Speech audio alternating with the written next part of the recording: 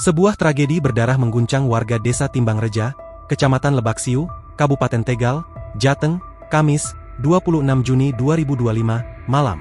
Pria lansia berinisial AM, 64, harus meregang nyawa akibat amukan tetangganya, TA, 68.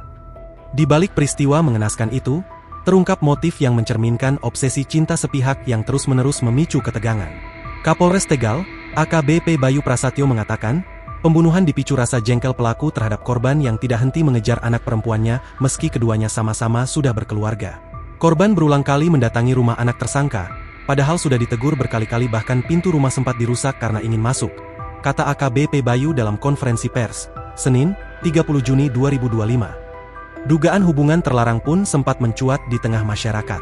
Namun hasil penyelidikan memastikan, korban tidak pernah memiliki relasi khusus dengan anak pelaku. Semua tindakan korban terjadi secara sepihak.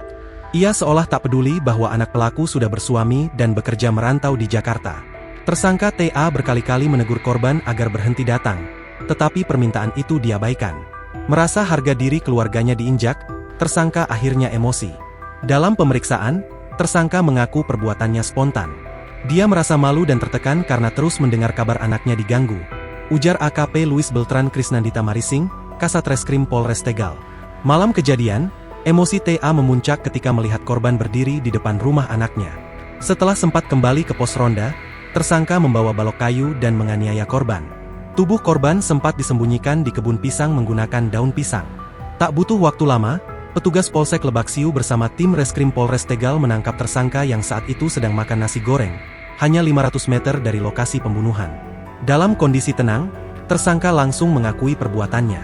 Kini, TA terancam pasal 338 KUHP tentang pembunuhan dengan ancaman hukuman hingga 15 tahun penjara. Download Tribun X sekarang, menghadirkan lokal menjadi Indonesia.